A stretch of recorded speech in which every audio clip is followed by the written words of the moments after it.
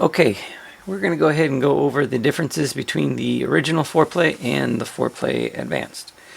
So the major upgrade between the two is that the chipset used for the Gamer Pro, the 4-play, and Gamer Pro Advanced, and Blister products, they all used a chip that emulated USB.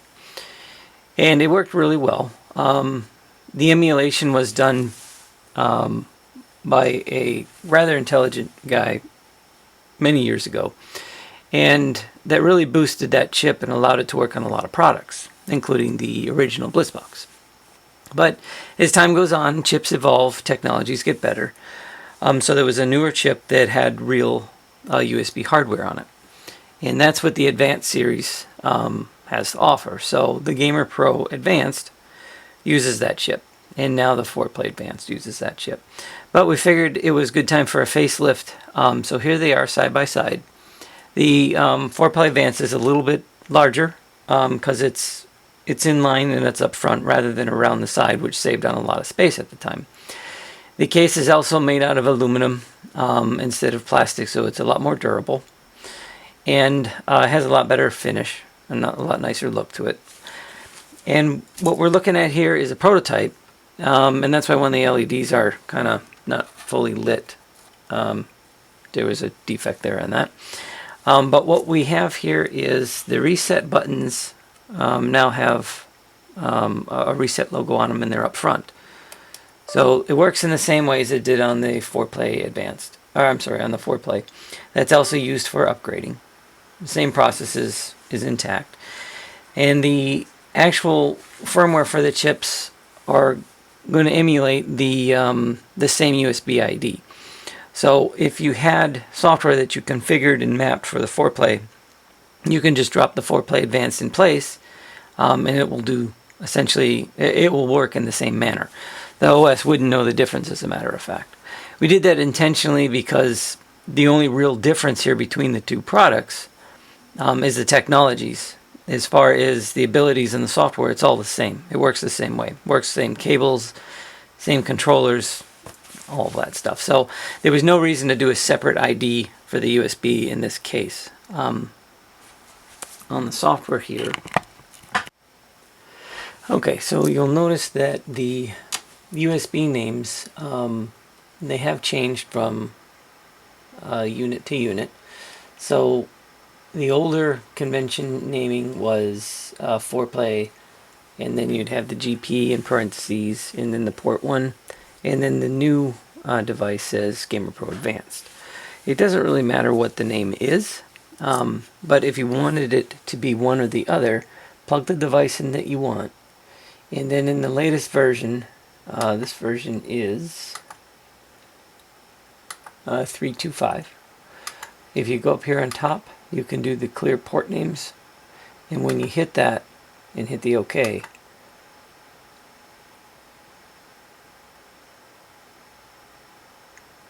and then you see that they fix them. So what it does is it goes into the registry, it cleans out the old values, and then it pulls in the latest from the chip itself. So now if I were to plug in the old 4-play and do the same thing, they would revert back. So that's how that's done, if that's something that you're interested in. Okay, so with a little more light, let's take a look at the back of this and see what that has to offer. On the back of the actual unit, you'll have a power button that you can turn it off if you prefer. There is an extra USB-C that can be used to apply additional power. Now, through the years and with the new chipset, there is absolutely no reason to give this these chips more power. Even with the PlayStation Rumble, that originally was kind of the main reason for the extra power, it's just not necessary. You're still going to feel the rumble at the lowest setting. Things have improved so much over the years. But if you want the full 8 volts to be put into the PlayStation controller, the only way to do that is to use a secondary power source. And if you have some condition where you feel that the USB needs additional power, you can use that for troubleshooting and testing. So the option is there. but it is absolutely optional, and it is not needed. Next, we have the player selection. There is a single play mode, and then there is the 4-play mode. The single play mode is really just for the advanced features if you wanted to use this on the bridge, or if you wanted to use it for the low-level API on the blister, or I'm sorry, the mister, like the blister card does. For situations like that, single player mode might be helpful. And then the last option is the driver mode. So you can do the HID, which is default, or you can do the X input mode. Now, again, this is a prototype, so the dip switches are inverted, but obviously the final product will have that correct. So the X input is by far more limited. The reason for X input, regardless of what you read out there, is just simply that Microsoft stuck their device in there and said, look, it's easier to program. It's easier to work with. It's simple. Everything's the same. Just use our stuff because we know what we're doing. Well, the truth of the matter is it's far more limited than what the HID can do.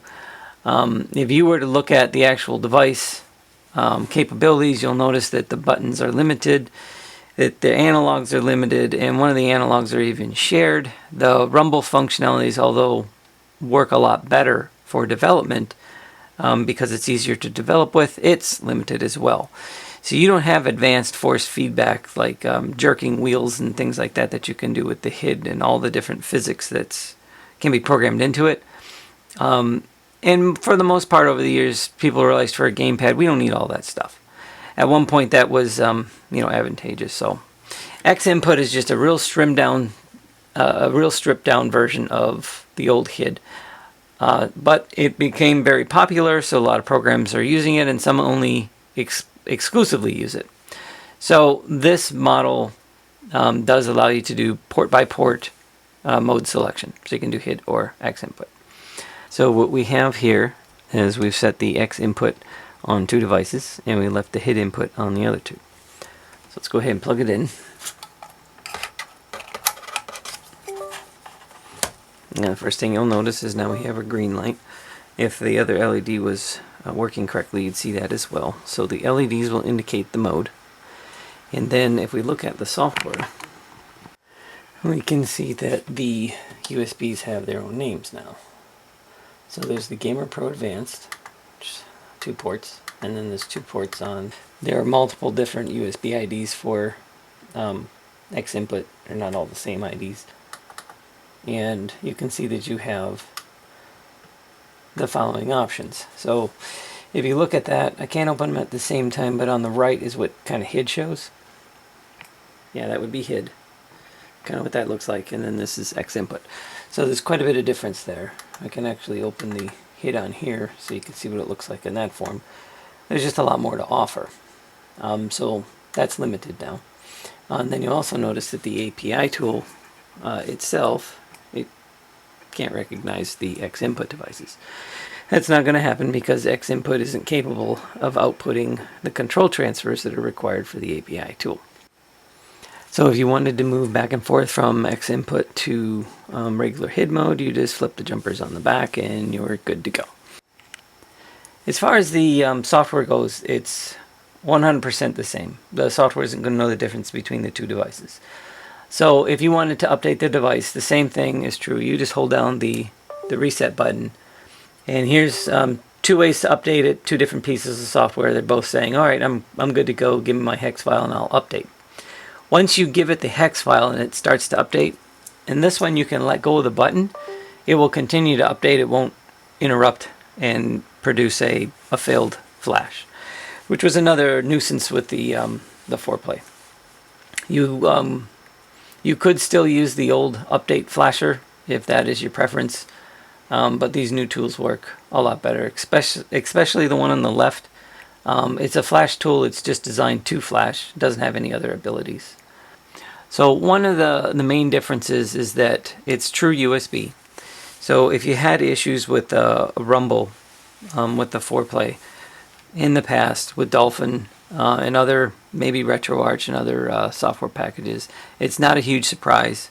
The way that worked is that was an emulated USB. The chip the USB was done over software. So 75%, 85% of the time, the code actually had to appease the host and say, hey, I'm still here, I'm still alive, I'm sending you stuff, even though it didn't have anything to send. That was just the nature of the USB. With the advanced chipset, that's obviously done in hardware, so a lot of strain has been released, and things like communication back and forth like the Rumble or the API tool here that you can use through the software has a lot of bandwidth that's freed up. So things move a lot faster. In addition to that, the pull rate for the older 4-play, again, because of the emulated USB, we had to run two payloads. We had to run it twice to support all the buttons that we wanted to be compatible with. So a payload is done every 8 milliseconds on the old USB 1.1, and we had to do that twice. So you would be inside of a frame, but the USB pull rate isn't tied to a frame. So you would just about guarantee that you would lose one frame every pull. There was no way around that. I would say that things worked out pretty well because in the general audience, nobody had any complaints. A human isn't necessarily going to notice that kind of lag anyways, but you're always going to have somebody that's critical and wants to criticize that. And when they find out that there's a potential of a whole frame lag, well, that's a concerning factor. So with the 4-play advanced, the pull rate is forced down to 1 millisecond, which is the lowest that you can go with USB 2.0. So if there was any concerns about lag that you may have had, that's no longer going to be an issue.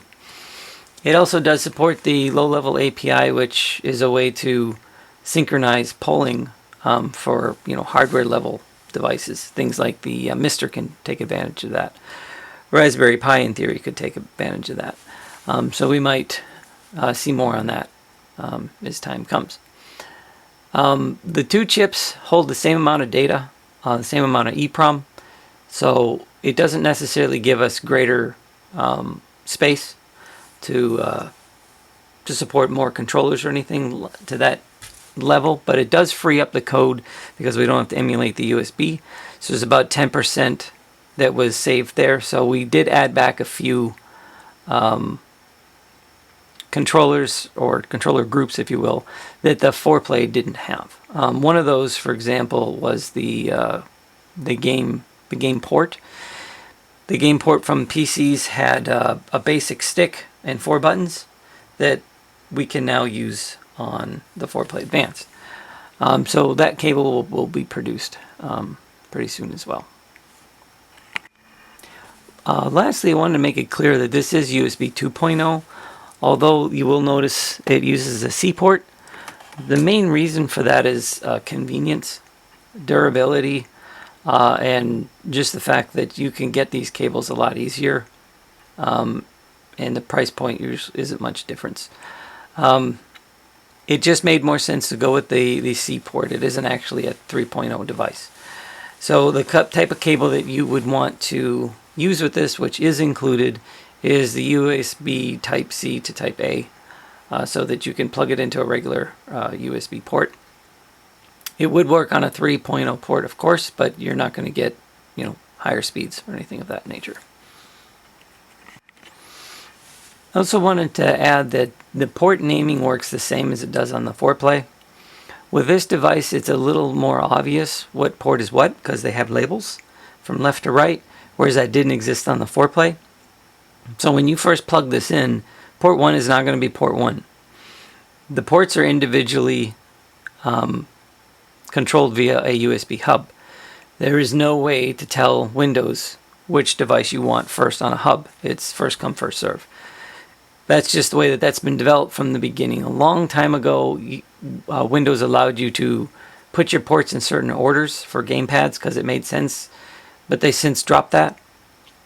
So if you want to have your ports named correctly, 1, 2, 3, 4, again, just use the software and run through the port renaming wizard, which is in the tools area.